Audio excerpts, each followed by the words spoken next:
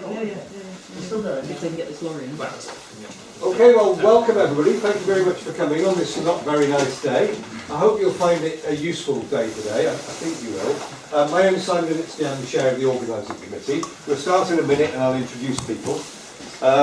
When you get a chance, if you haven't already, if you could sign in the book here, please, just so we know everyone's been, and help yourself to drinks and refreshments. There, just help yourself to anything you want now or after we've finished speaking. We've got a few short talks to give you. We have somebody from the judging, from the scrutineering, from the control, a brief word about safety, rules probably, and Liv from the IMechE will speak to you. That won't take more than an hour. We'll have time for questions at the end. And then usually on these site visit days, we have a ride around on the train, but that's not possible today. You'll see why when we get down on the track, because there's a bit of the track missing, so it's not any point in getting a train out. But we can have a walk around. That's probably worth doing. I hope you've all got suitable footwear on, so it can quite damp out there. Okay, so perhaps I'll just introduce everybody first of all. So I'm Simon Nitsky, the chair of the organising committee, and then we've got Bridget Eichhoff, who's our controller, and she's going to talk to you in a minute about safety and control. Standing next to me, Tim Fairbrother. Tim is responsible for the rules. You'll have seen his name, and also a judge. Are you a judge this year? Yeah. Also a judge? Yeah. A judge. We have to be careful with the judges because we don't want any conflict of interest. So if any of the judges are associated with a university or a team that's taking part, they won't be judging that year, but they can still be scrutineering. Tim Poole is also here. Tim is our head scrutineer, and we'll talk about scrutineering. Malcolm Dobell. Malcolm's our deputy head judge. Phil Reeve, who's the head judge, is not here today, but you'll meet him at the event. Olivia Evans-Walcott is from the IMechE, and we'll talk to you later about the IMechE, and you've probably already spoken to her by email. Have I done us all? Yeah, that's all, and there's no information. Right, okay, so perhaps if I hand over first to you, Bridget, okay. Will you just have a word about safety first of all? Yep.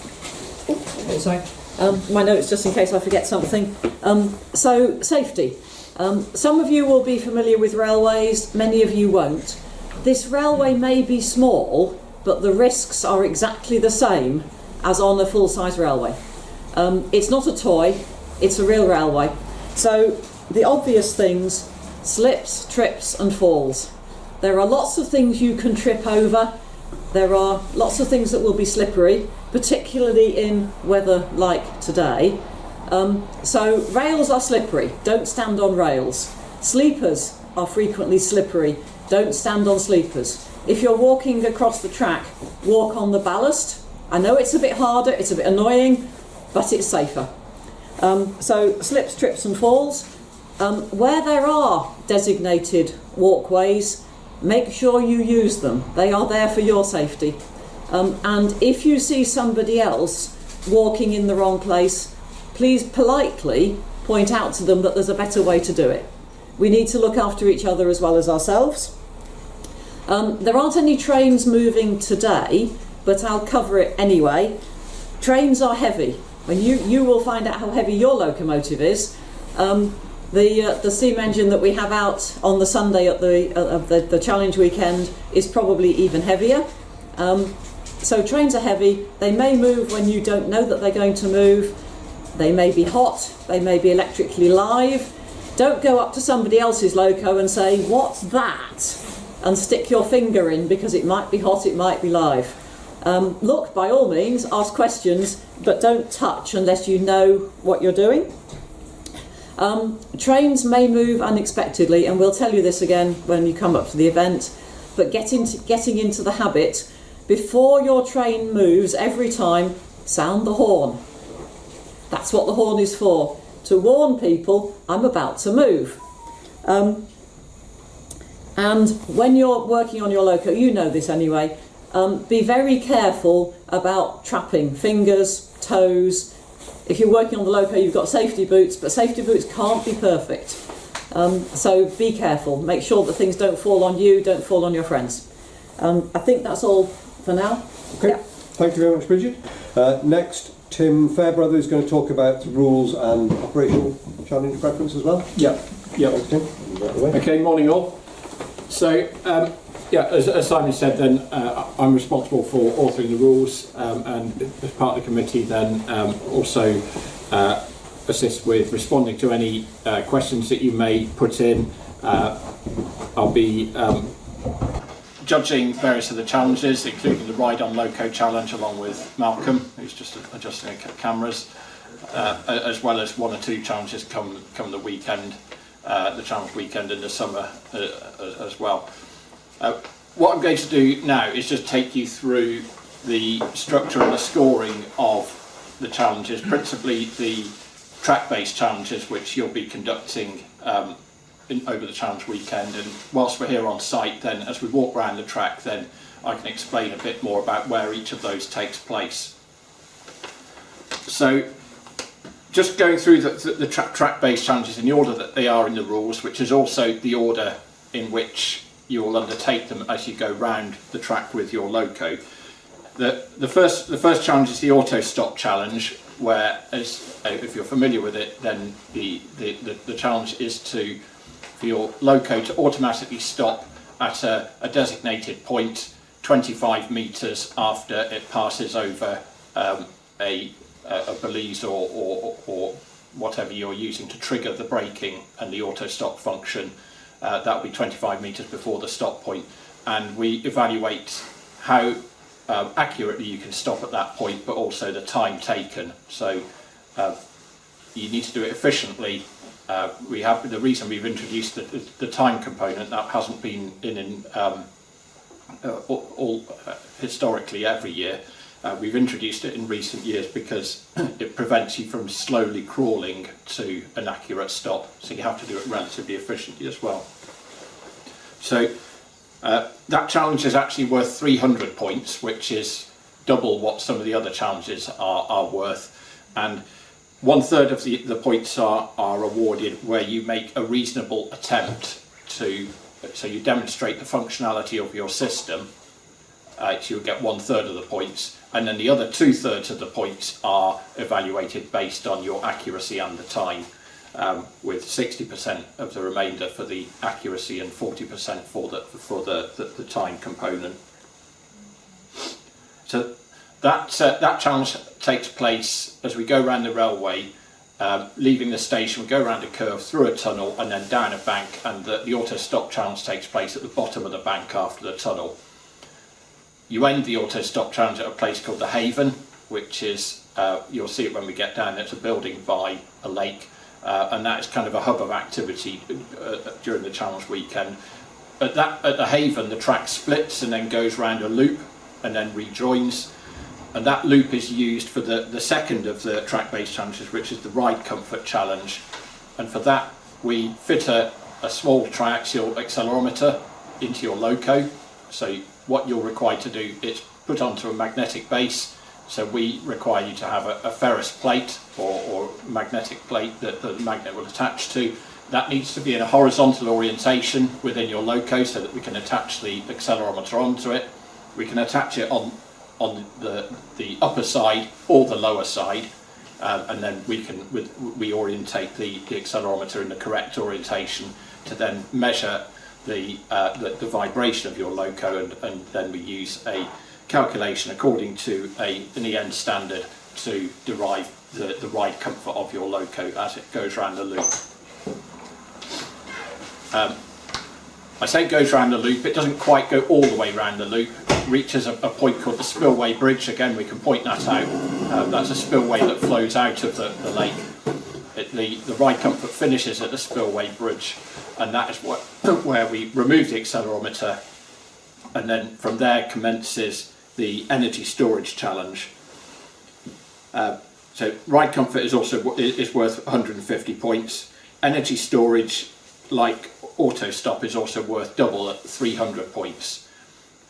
Energy storage is the requirement is that you start from the Spillway Bridge, and then you drive, and then you reach a point at which you start to brake, and you recover your braking energy to an onboard store. That can be an electrical or a pneumatic or mechanical or another form of energy storage.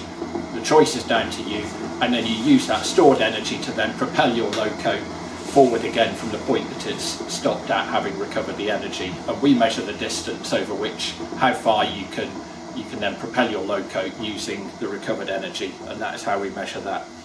Again, for that challenge, then it's 1/3 for a reasonable attempt, so you demonstrate that your system is working and that you can recover some energy and usefully use it.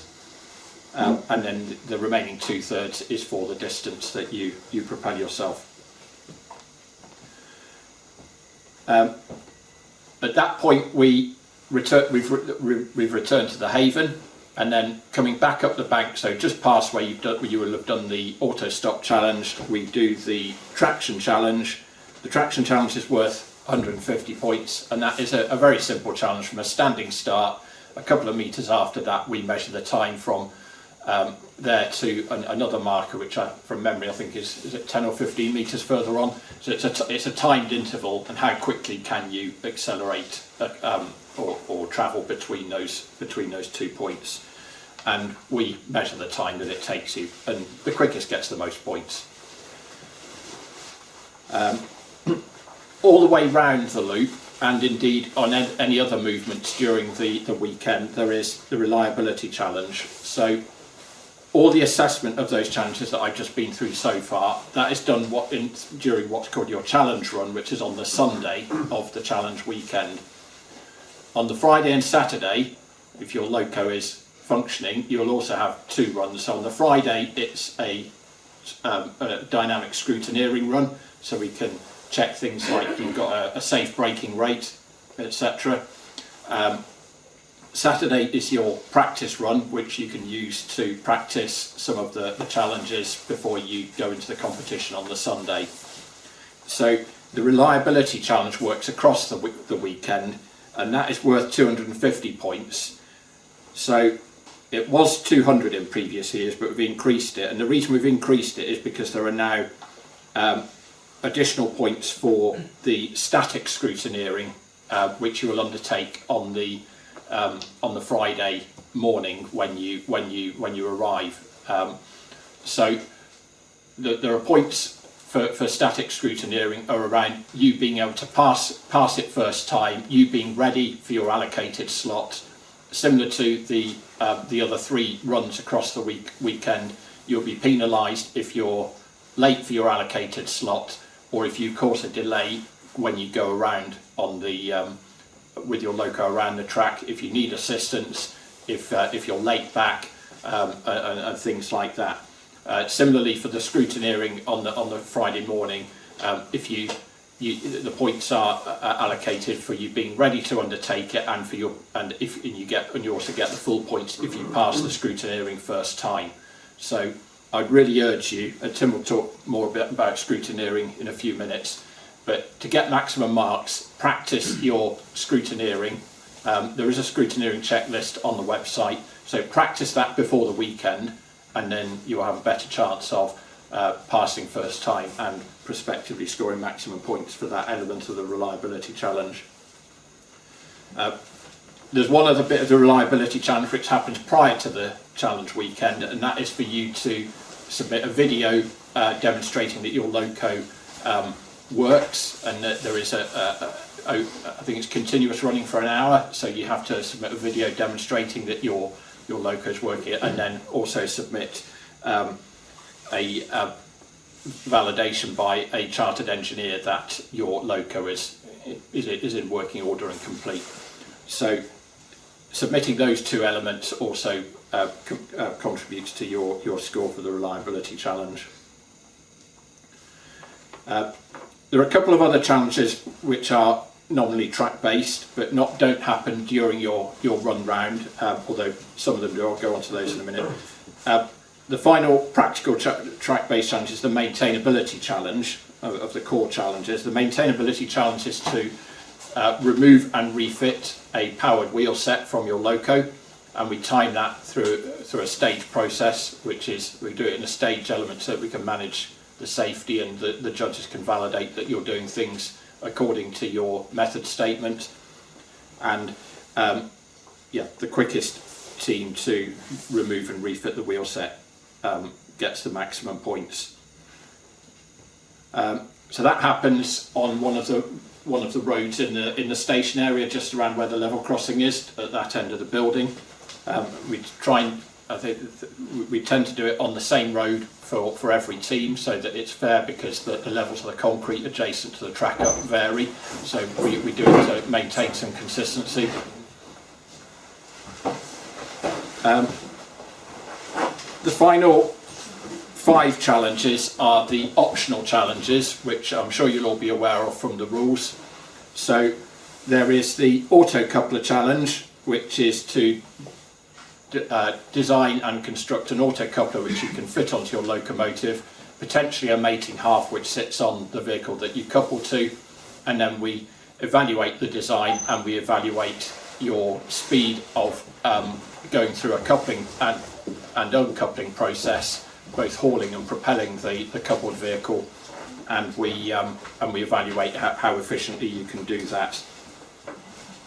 The aerodynamic drag challenge is a challenge to assess using either a model in a wind tunnel or CFD analysis to determine what the drag on your loco is, and then we evaluate that by comparison with other teams, and there's a component of that for how accurately the model that you use represents your loco as built. So you can't create a fantastically aerodynamic model that is nothing like your loco as you built. It has to, the model has to be representative, and you'll be penalised if it's not.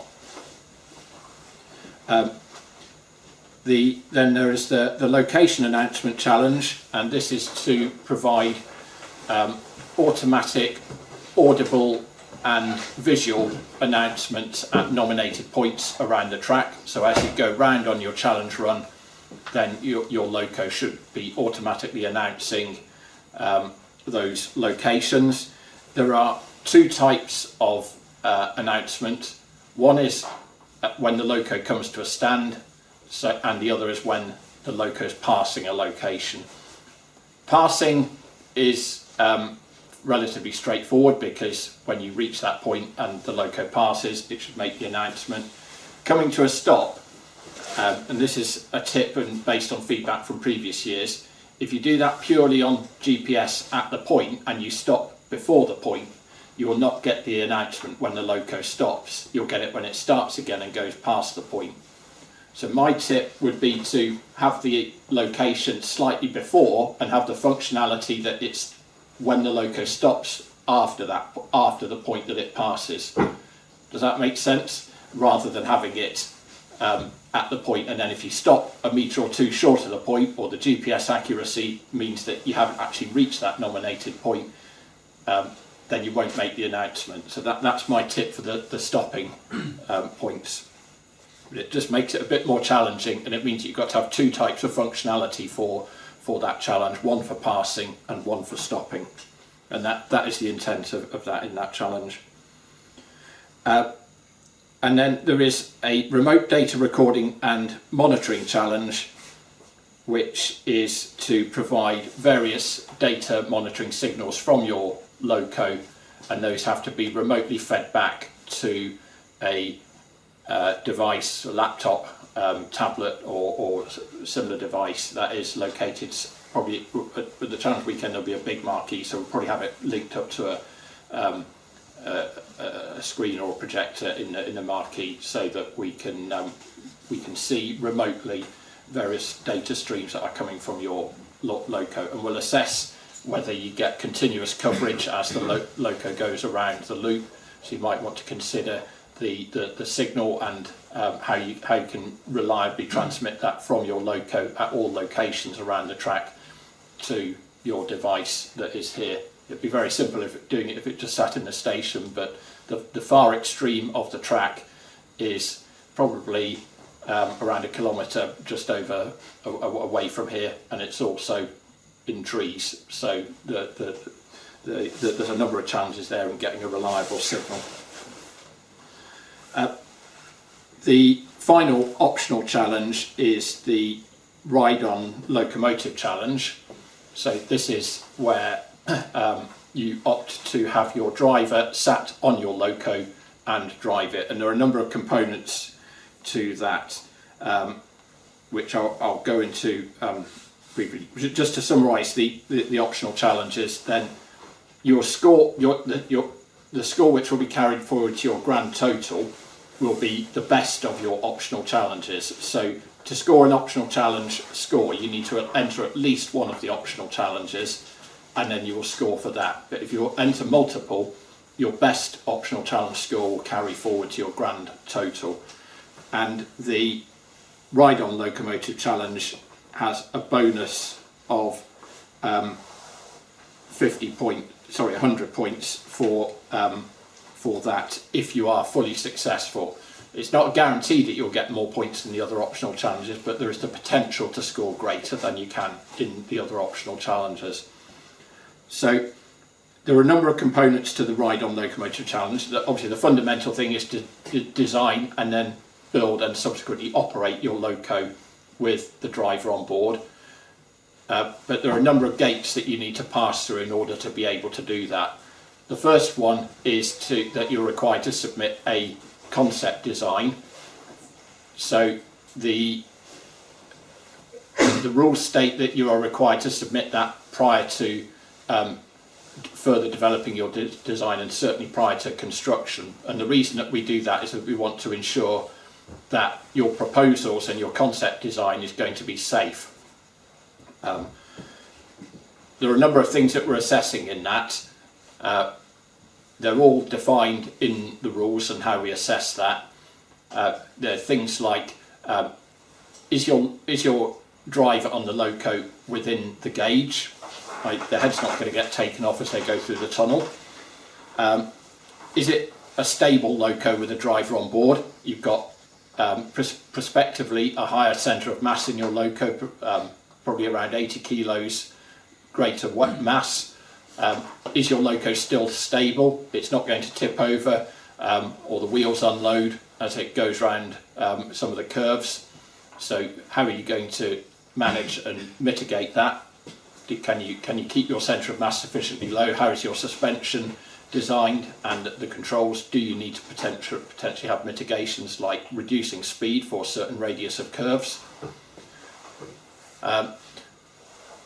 There is requirements for control, the driver onboard controls for the loco, so they need to be permanently mounted in the loco. There can't be a handheld controller, and and that it is safe to control the space for the driver, so that even a 80th percentile male is not too cramped in the loco. So it's one thing to have space, but it needs to, we do an assessment of, is it reasonably comfortable? So if there's really tight space for safety boots and knees and such like, then it's potentially not going to be that comfortable, and we will comment on that basis. It also needs to have suitable containment for the driver, so as they go along there's not a risk that they can fall off. But you also need to think that they would prospectively need to use both hands to control the loco on the built-in controller, so it may not be appropriate to have handles because you can't hold a handle and control the loco at the same time. So think about how you're going to safely contain the driver, but also think about having a efficient means of evacuation if for whatever reason the driver needs to quickly get out of the loco. So you can't be too constrained in the loco such that you can't quickly evacuate. So there's a number of requirements that we're looking at around the ride-on loco to ensure that your design is safe to have someone on board. So we consider those at in your concept design. That, I think that the hard deadline that we set is the end of February. So we're now at the beginning of February. So for those of you that are entering the ride-on challenge, and you've only now got 3 or 4 weeks, or just under 4 weeks to submit that ride-on concept design. We'll review that. We'll comment on it. If we're unhappy with elements of it, then we'll feedback why we're unhappy. It may be that you need to do further justification to demonstrate that your design remains safe, or you may need to amend your design to satisfies that your safety risks are suitably managed. Once you've got through the concept design and that we're comfortable with your safety management, then you can go on and construct it, and then during the challenge weekend we'll assess the loco as you built, check that it is in line with how we prescribed, how you proposed in the concept design. If it's fundamentally different, then we'll ask a lot of questions, but if you do change it from your concept design, again this is stated in the rules, you should let us know, and then we can confirm that we're still happy with the changes that you've made. So if you've got the driver sat on the back and then you change it so that they're sat in the middle of the loco, for example, or some other fundamental change, we'd like you to let us know. When you get to the challenge weekend, then we'll do progressive static and semi-static testing, progressively increasing in speed, making sure that we're happy that the loco that you constructed reflects what you've proposed in your design, and that we're comfortable that it is safe to operate. And the maximum marks will be awarded if you do the concept design element is scored. So if you get full marks on the concept element, and then you get full marks for the loco as constructed, and as you progress through each element of the testing, it gradually increasing in speed when we do the semi-static testing, and then using your loco with a ride-on driver for each of the challenge runs across the whole weekend. And at any point during that process, if either you as a team are unhappy, then you can elect to return to driving with the driver in the coupled vehicle behind, or if we as the judges are unhappy and have a safety concern, then we may instruct you to do the same, and yeah, our decision is final on that. If we're even if you think that you're safe to operate, if we don't, then we will tell you. We'll try and encourage you and work with you to address any issues. But if we feel that issues are not being addressed or can't be addressed, then we'll say that, and you'll have to revert to operations. So functionally, your loco has to have a handheld controller or a remote controller that sits that a driver in the vehicle behind can operate. And the functionality, and again this is in the tech spec, should be that with the built-in controller and the remote controller, that it's only possible to control the loco from one of those at a time. So you can't have two controllers. The only element that should always be controllable from every controller is the emergency stop. So, but any other control should only be operable from one controller at any given time. So that's the ride-on challenge. I've gone into quite a bit of detail in that. I'll very quickly run through the presentation challenges, and these are all for submissions prior to the challenge weekend. So we've got a design challenge, which is where you submit a design report detailing how your loco is designed. That's worth 200 points, which has increased from previous years. There is a business case challenge where you make a pitch. There'll be two rounds to this. One is some online presentations which your team makes to the judging panel, and then the top three teams from those online presentations will go through to some live repeat of those presentations, which would take place at the challenge weekend here in June. So that the top three scores may be amended from relative to their online challenges, but they will remain the top three, but their order may change based on the live presentations. There's also the innovation challenge. This is where you write an academic journal paper based on an innovation on your loco. There is an element of that where you will be assessed whether your innovation is actually implemented. If it's not implemented, then you'll be penalised. So to score maximum marks on that challenge, you need to write the paper and implement the innovation on your loco, and if appropriate, demonstrate it during the challenge weekend.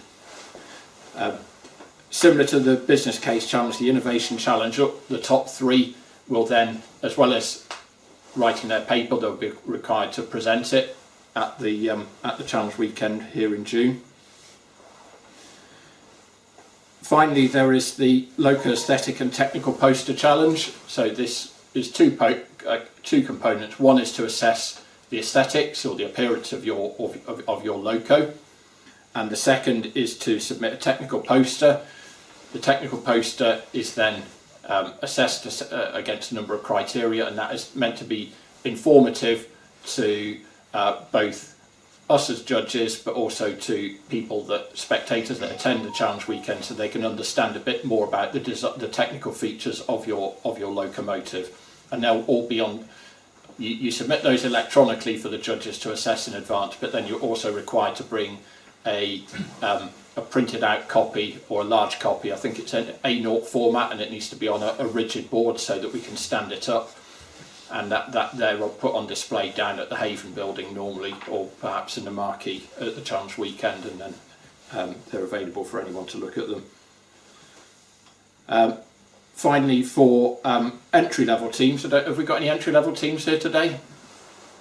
There is the CAD challenge, which is a challenge to develop a CAD model of your loco, and also a developed detailed CAD model of one system on your loco, and then that is assessed. So that challenge is only applicable to the entry-level teams. So entry-level teams don't build and bring a loco to test, but it's all a kind of a paper or submission-based challenge, and that's intended to as a stepping stone to then prospectively building a loco in a future year.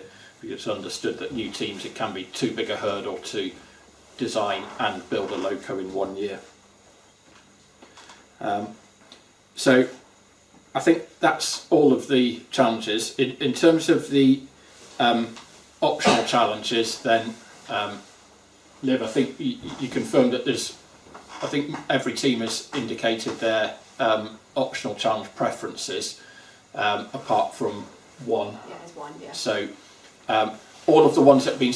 Can I ask one question? Is ride on challenge. Is that like, can we just drive one direction and you revert? Because in our local we used to design driving both ways, but Yep. it seems it's not essentially that we can just design driving one direction, but you can do the reverse.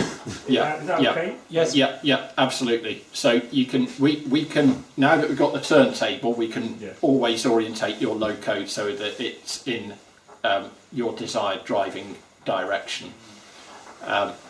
There will be, for example, when you initially couple up, there may be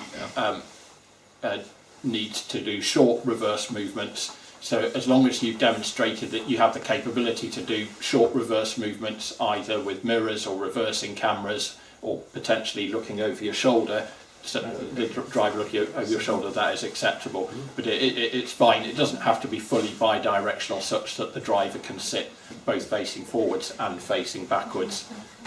You can design it to be principally operated in one direction only. In the one trying to auto stop, I think this time introduce a line marker. I don't know if that's something, because in the spec it did say some line marker. I don't quite get it. What's that? Is there a trigger for that auto stop, or you just? So there is a trigger point 25 metres before the stopping location. So, but we can put that trigger on the track. Yeah, you can put the device that you're using to trigger on the track. There are requirements in the tech spec for you to demonstrate that is not going to introduce any risk to the railway. I think there has been some concern that if it's in the forefoot between the tracks, that if it's not suitable, it doesn't have a suitable mass, or it's not fixed down in some way, and you won't be able to drill holes into the sleepers or anything like that. It'll need to be placed before your loco runs and then removed afterwards. It needs to be of suitable mass and design that it is not going to be disturbed by the passage of your loco or other coaches or the rescue loco that goes round over it. So if it's between the tracks, then you need to consider that, and if it's outside of the tracks, then similarly it needs to be suitably stable, that it's not going to fall over or otherwise foul the loading gauge as a train passes. Cool. Okay. How about if the train overshoot and or under, reaches out the finish line? Do they receive the similar, like penalty or the?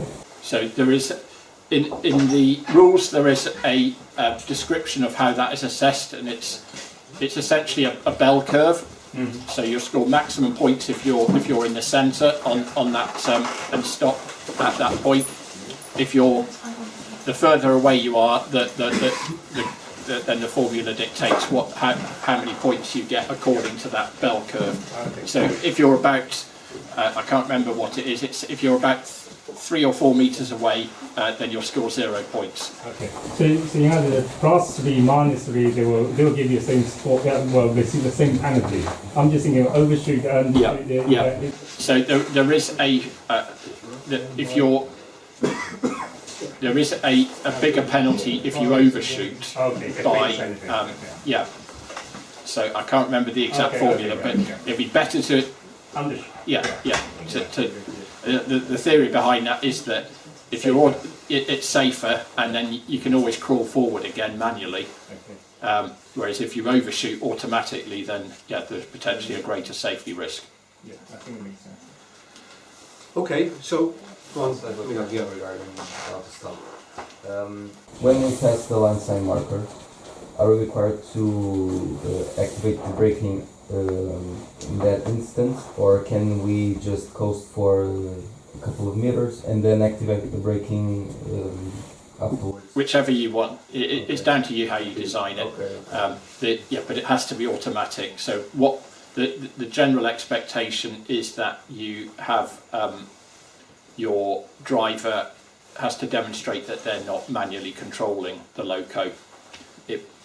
If you've got the on-board driver, then you're required to have some sort of vigilance device, a dead man or something like that, so it shows that the driver is present. So it would be helpful if you're doing a ride-on challenge as well, to think about how you can suitably demonstrate to the judges that your driver presence monitoring, the vigilance or the dead man function, cannot potentially be construed to for us to suspect that you're also controlling the loco. Okay. We'll move on to the next. One more, just about the auto challenge. Sorry, with the braking. Says no, you're not allowed to apply any tractive effort after you cast your marker, or once you go into that mode. Is regenerative braking counted as? I assume it's not counted as tractive effort. No, because it's negative tractive Yeah. effort. You're definitely allowed. Regenerative braking. That's fine. That's Absolutely. Okay, all right, thanks Tim. We'll move on to the next presentation. So Tim Poole now is head scrutineer, and Tim's going to just update you on scrutineering. Right, if I talk more than 12 minutes, then you can shoot me. Right. I had scrutineer because I wrote the technical spec. If you've got any questions on that, ask me. Do it in front of the camera is preferable, because then Liv can decide with Simon whether that goes on the website, so the other teams can see the Q&A as well. So for the next 11 and a half minutes, think of any questions you have. The tech spec is based on a real spec. No one is asking anyone to do anything that isn't done on a real loco. There's no gratuitous tests in there, specs in there, requirements. They're all real. The spec was based on a real loco, so this is a really good way of learning about designing and building rolling stock, because it's all real, and it's probably the most fun way you'll ever possibly learn anything. You'll really enjoy the day here. don't think you're wasting your time. It's incredibly good. Go through the tech spec clause by clause. That will be assessed, first of all, by the judges, led by Malcolm, who is there, and they will be assessing. So this is just like a real spec, this is real world, so they will be looking, the judges, at is your loco compliant and is your loco safe? And that's the whole thing about all of this. Scrutinising is very much the same thing. We obviously can't check for scrutineering every single clause. We go through the clauses in the particular spec, and we pick out the ones we can check by inspection, by static testing and by dynamic testing. Obviously things we can't check by looking at the loco, that you've done a top-down analysis. We can't check by looking at the loco, you've done the structural calcs, so those are just done by the judges. But all the ones we can check by looking, we recheck compliance with the tech spec by scrutineering. Have a look at the scrutineering sheet, it's on the website, and it will be, and here's what it looks like. It's all coloured depending on what type of thing it is, and run through it yourself. In the last few years we've had much more success with teams doing this, before you come to site, as well as testing to make sure your loco works. Please do scrutinise it yourself as if you are the person doing the scrutineering on the day, which will either be myself or someone in the team. Unlike the judges, we do have people from institutions that are competing, and what I try and do is make sure that you aren't scrutinised by someone associated with yourself. In other words, I cannot scrutinise the Birmingham University or the TfL loco, etc. So we make sure that doesn't happen, but that keeps it all fair. So the whole point of scrutineering is to make sure safe and a level playing field. And that's very important in the real world. Of course, there will be clause by clause checks of locos, checks of anything ordered, and you will find, as well as you doing your self-check on the scrutineering, you will also find there is a clause by clause tick box in the submissions, which Malcolm will be looking at. So really it's an incredibly simple process to go through the tech spec and just go tick, tick, print it out, piece of paper, tick, tick, tick, yep, yep, yep, and then go through the scrutineering sheet as if you're doing that. If you are in the real world, that is something that does happen. Lots of organisations are what's called self-assuring, so they have someone in the organisation who has no vested interest in the product being time and money. They are what's behind what we call a Chinese wall. They're an internal auditor, and if you can prove to your supplier that you have such a thing, you can be self-assuring, and so practice doing that. That's a real world thing. So do scrutinise yourself before you bring it here. The other thing, please do the testing of the train before you get here, because if you don't finish the scrutinising on time because your loco didn't work, it didn't switch on, you'll get a lot of penalties from Bridget. You'll panic Bridget, and because the whole programme will go out of whack. So please try to find the time to do this. It's very important. It's reliable. Scrutinising is very important to keep things safe. These locos are heavy. The 10¼ inch gauge is 1/5 scale roughly. It's supposed to be anyway. It's a fifth of 4 foot 8.5. So how many times lighter will your loco be than a real loco if it's 1/5 scale? I ask this every year. How many times lighter will it be if it's 1/5 scale than a real loco? It's volume when it's cubed, right? Yep. 125. Yes. So basically a class 25, which is roughly got the proportions of your locos, weighs about 70 to 80 tonnes. So your loco will weigh about 125th of that. So if it doesn't stop and it hits someone, or it falls over on someone because it's not right, that's going to hurt. So the scrutinising is very serious. So the scrutineering, my final point is, it's chopped into 3 pieces. The first thing you'll be asked to do is to put the loco probably around the turntable, one of the turntable rows. You'll see that out there. We have to walk through everything today because, of course, the railway's being heavily maintained, hence the piles of ballast everywhere, so we're not running. But you can walk to see the turntable, you can walk to where we're going. The scrutineering happens, first of all, statically on the roads around the turntable. We look at certain things. Have you got sharp edges? Have you got the right labels on? Have you got this, that? We then ask you to turn the loco on and demonstrate a few more things. Does the emergency brakes work? Does the beepers work? Is the light on the top yellow and not orange and not red? That warns people that this loco is now live and might move, etc., etc. We do what we call the live testing, but with the loco still. We then take the loco out onto the track and do the other bits of scrutineering we have to do with the loco moving.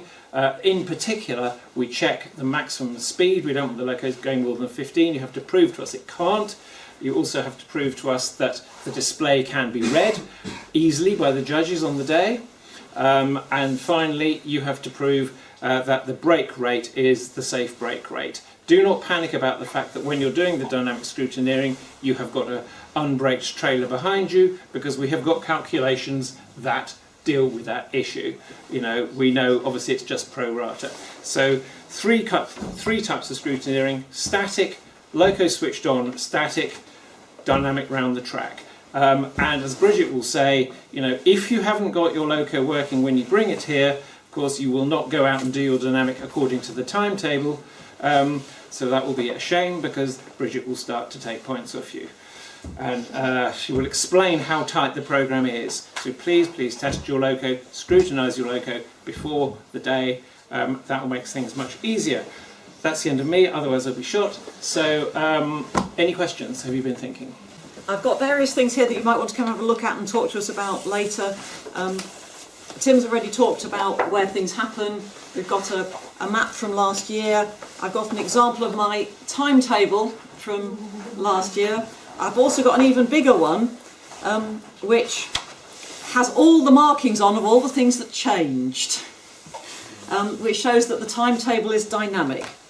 So Tim's already covered the main things, what happens on the different days. So Thursday of the challenge weekend is arrival and unloading, and we'll come back to unloading and loading in terms of activities later. On the Friday is the static scrutineering, the dynamic scrutineering, and we start the maintainability challenge also on the Friday. So each team will get a timetable of what you're doing when. We will give you that when you arrive, and we will try and keep to it as much as we can. We hope that you will also try to keep to it as much as you can. On the Saturday you have the trial run that Tim mentioned, which is your opportunity to try out, but not until you've passed the dynamic scrutineering, to try out any of the particular challenges that you want with one run round the track. So think about what you want to try, which are the ones you really need to have a go at. And there may be an opportunity to have 2 goes at one of them. There certainly isn't an opportunity to have more than 1 go at the ride comfort, and you certainly can't have more than 1 go at some of the others. But you have a certain time on the track, and you can choose how you use that time to some extent. The maintainability carries on the Saturday, and we also do the auto couple challenge on the Saturday and the presentations. So that is quite a logistical exercise to get everybody to the right places at the right time on the Saturday. The Sunday is the main test runs, which is very tightly choreographed, and we really hope that it works to time, because we don't want to be here at midnight, and nor do you. And then at the end we've got the results, the pride giving, and then after that the loading and the going home. Now I think we have the option, if people want to stay over on the Sunday night and travel home on the Monday, that might be a good thing to do, because everybody's tired. So think about whether staying over on the Sunday night and travelling on the Monday would be a sensible thing to do. Have I got anything else I want to say about the schedule? The things I want to say about the detail, as I've said before, this is a real railway.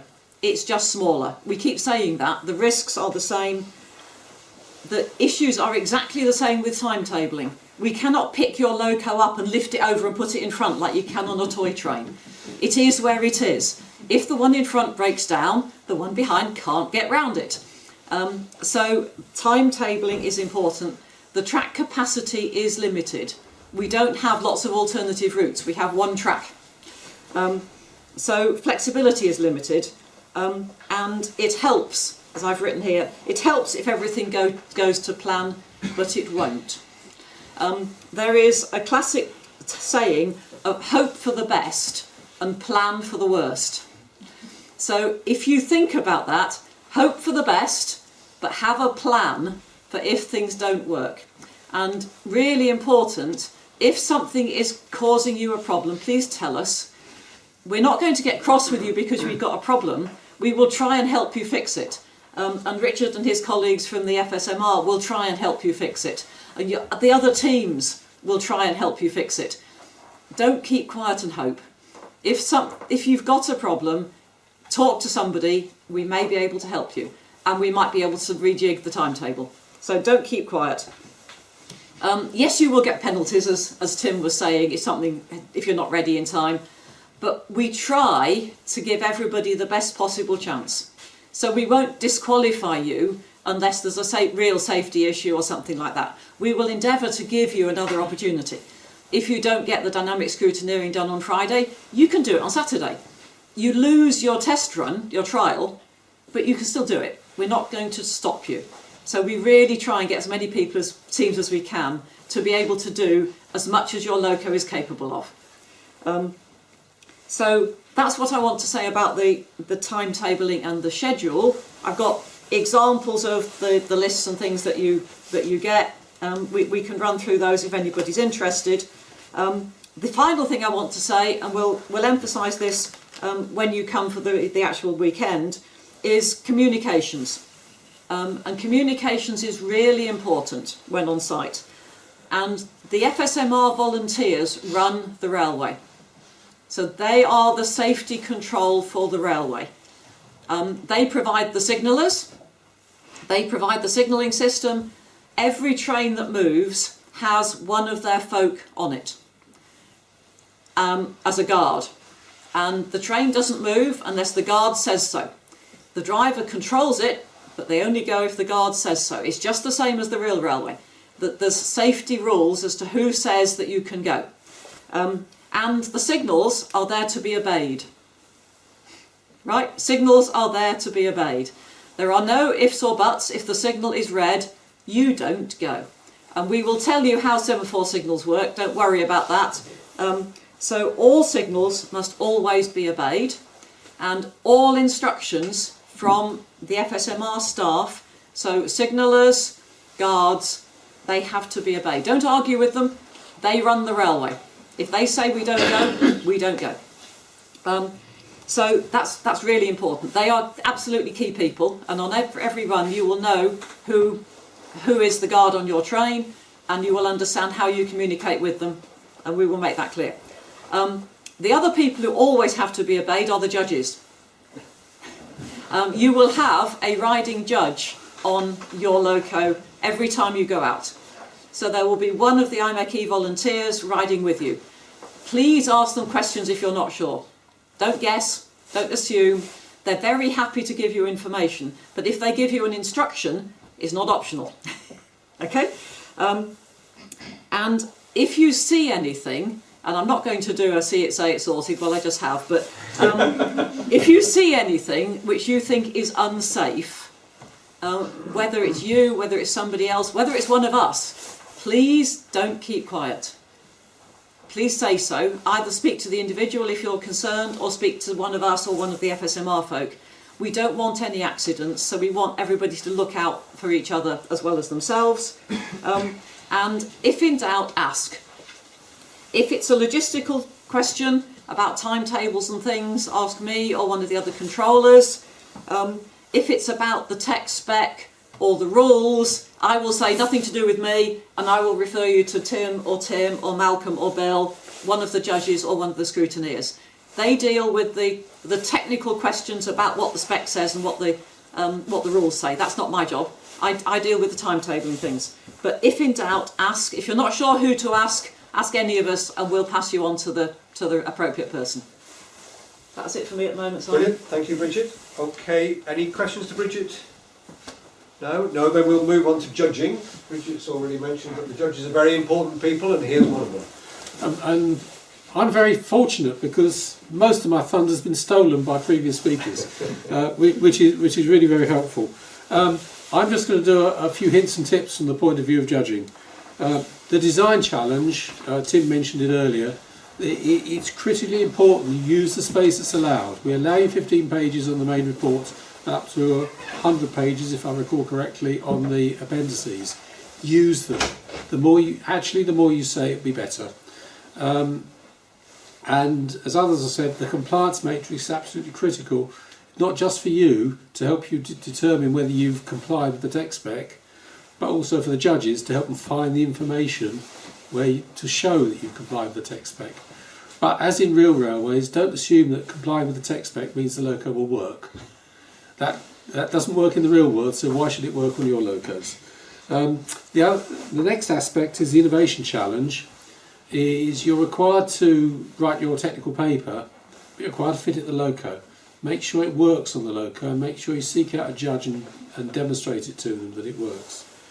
The business case, I'm usually on the online presentations, and it generally works best if there's not a sole presenter, but equally don't ask each and every one of you to say a bit. That ends up as too confusing. And remember to submit your PowerPoint presentation before the thing so that the judges have that in their hands when you do your presentation. For the finals for business case and innovation, you might only get a week's notice, so be aware of that. I certainly watched it last year and it was really successful. It was the first time we'd run the finals and they were really successful. Everyone rose to the occasion, the judges enjoyed it and the presenters enjoyed it. Maintainability challenge is another area where the hazards are real. You're going to have the loco up on jacks with a wheel missing. It could easily fall off the jacks. So the judges are going to be as concerned about the safety of the event as they are about the time you take to change the wheel set. They will they will time it in segments to make sure that it is always carried out safely.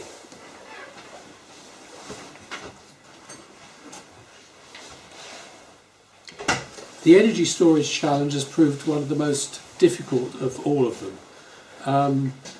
Generally, up till fairly recently, people used supercapacitors for energy storage and measure the voltage before the energy was put in and after the energy was put in, and we've realised over the years that that's pretty unreliable.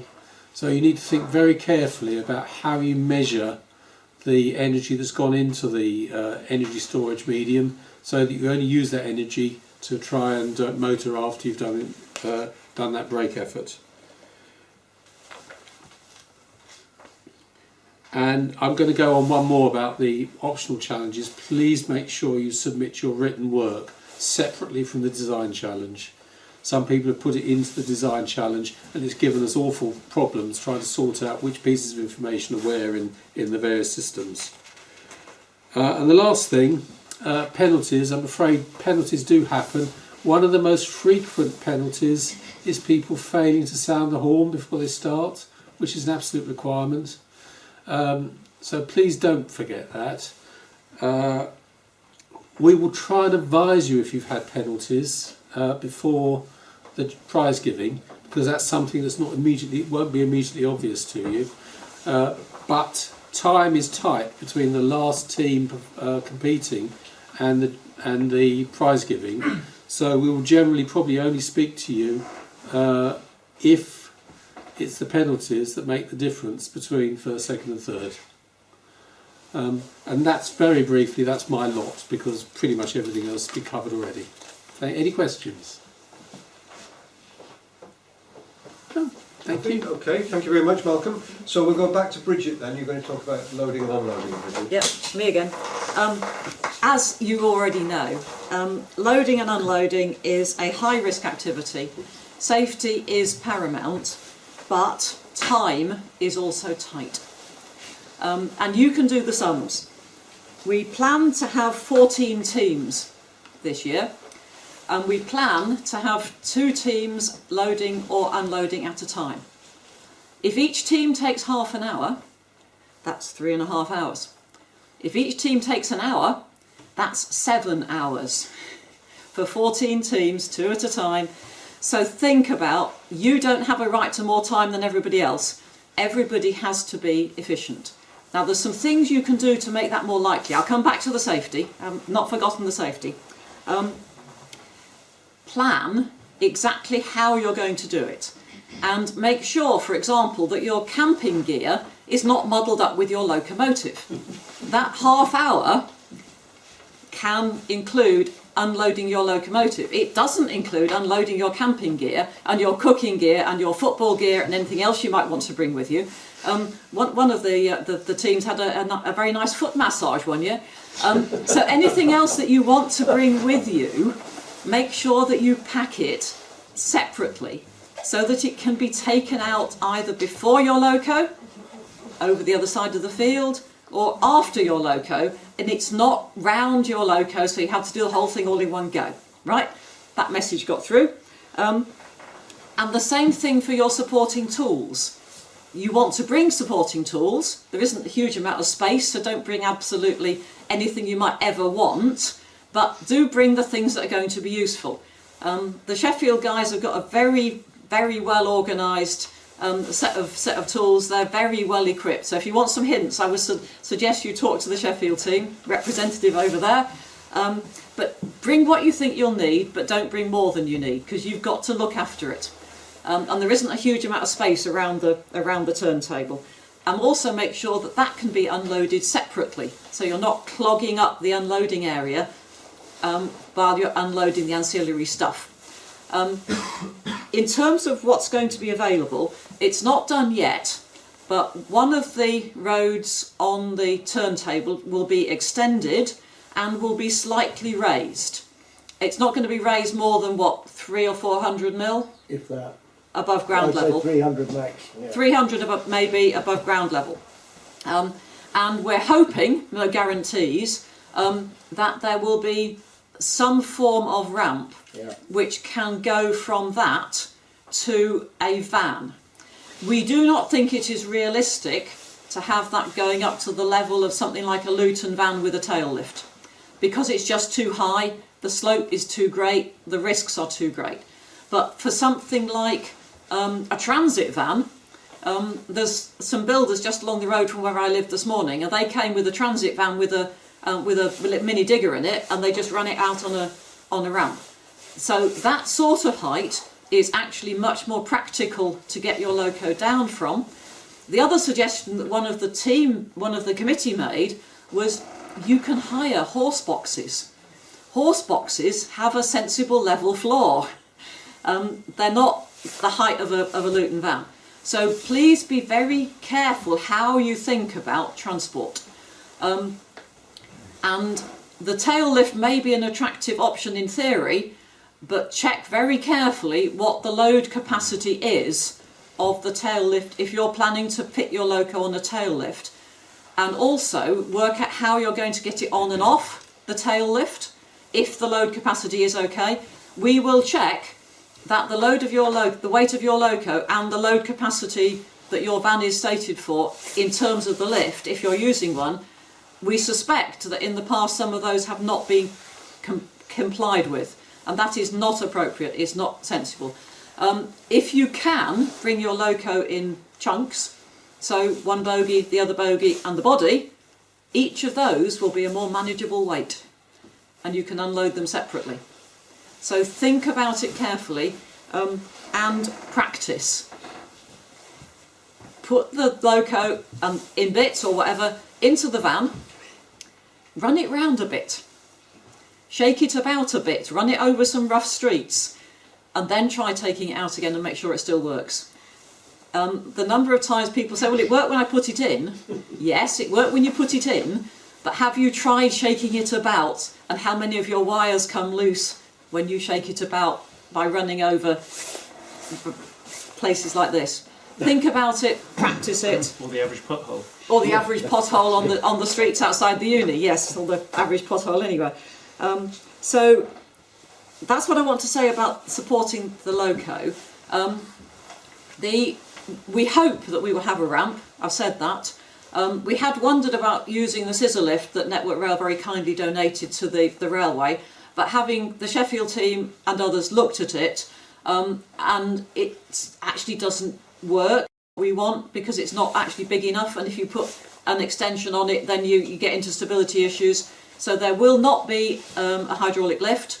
There may be a ramp, but be aware of how much it can or cannot go up from the sort of 300 mil above ground level. So think about what transport mode you're going to use. Any more questions on loading and unloading? Yeah, sorry, have you got pallet jacks around the site that we can use, or borrow? Sorry, have we got? Like a pallet jack or a pallet bed? We haven't got a forklift or anything. Pallet truck. Truck, sorry, yeah, that's right. No. What we do have, and we have used it in the past, is if you've got other equipment that you want to transport round to the turntable, you can put that on a truck and take it round. So you don't necessarily have to carry all your toolboxes across. You can unload them somewhere else round here and then run them round on rails. But don't forget the ground's very uneven round here, so Yeah, no. it would need to be suitable for that. Yeah. And the other thing I'm going to say is about weather. It may be hot and sunny in June. It may be wet. It may be both of those things. So think about protecting both yourselves and your loco from the weather. We usually have a forest of gazebos, but also think about how you're going to hold them down. It does get a bit windy. Tent pegs don't work in ballast. So if you bring a gazebo, work out how you're going to hold it down. You need some sort of water-filled weight or something to keep it down where you want it to stay. And the other thing that we are going to provide is to stop you running your loco into the turntable pit by mistake.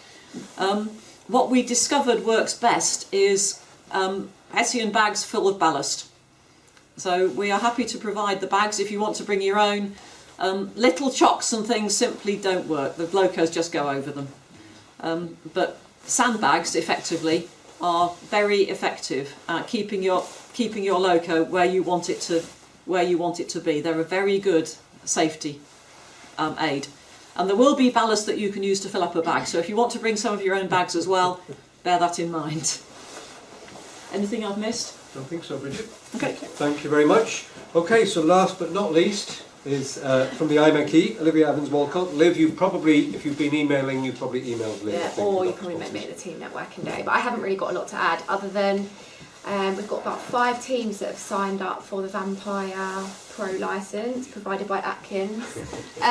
So if you haven't already signed up, then I would take the opportunity to do so. Just need your email, team name, company or university, and then I can forward that on. Yeah, that's it from me. Okay, thank you. Any questions for Liv?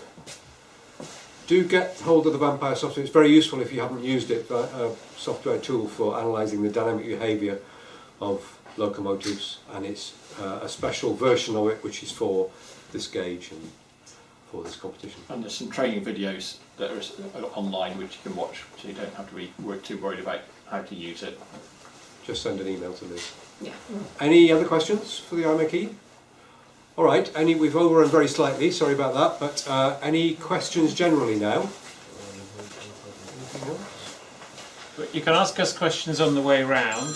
What we will do is probably, sorry about that, what we'll obviously put those questions and answers online if we think it's fair that the other team should have those questions and answers, but we will be wandering around now. And also the other thing that was mentioned, on the day, it is the end of June. Normally it's incredibly hot. So, I mean, and I have to say today is really quite a day, quite a mild day compared to what we normally have. We've even had the pond frozen over, we've had snow, we've had rain. This is quite mild, but people come here on this day, beginning of February, thinking it's a bit cold and damp here. The real day is hot, so you really won't want to be standing out in the sun without the gazebos. So really do think about I those. don't think it'll bother the team from Portugal. Don't think it'll bother the team from Portugal, but everybody else, that will, please remember it is going to be hot, believe it or not. And one, I'll add to that, sun hats are wonderful. Yes. They're much better than just caps. And Something that actually gives a brim all the way round, protects your ears, protects your neck. And sun cream. And Sun cream. There is a giant marquee going to be erected, obviously, roughly the size of where the cones are out there. It's really quite big. If you see the cones on the grass there, it's about that size. Showers and toilets and things, but we can't help you when it comes to sun cream and gazebos over your locos. It makes my job as a scrutineer much nicer as well if I'm not being burnt to death. So, so please. Okay, so that's the end of the presentation part. So what we're going to do now is have a walk around. Normally, as I mentioned, we'd have a ride around, but because the track's not in place in part of it, we can't do that. So if you'd like to, we're going to walk around the track. We'll look around the turntable area and the station area here, where some of the challenges take place and where you'll be stabled. And then we'll walk down to the haven, and if they wish, right around the loop, or is that too much? Well, we'll see when we get down there. It's up to them. See when we get down They want to walk around. and as everyone said, you can ask questions on the way. And of course, you do have the option of sending questions in to us if you want to, if you don't think of them today, and we will answer those. Right, okay. There is a map here of the site if anybody wants to have a quick look. Right, thanks to all the presenters. I will Thank you, Malcolm. I'm going to stay in this. All right. Are you heading off?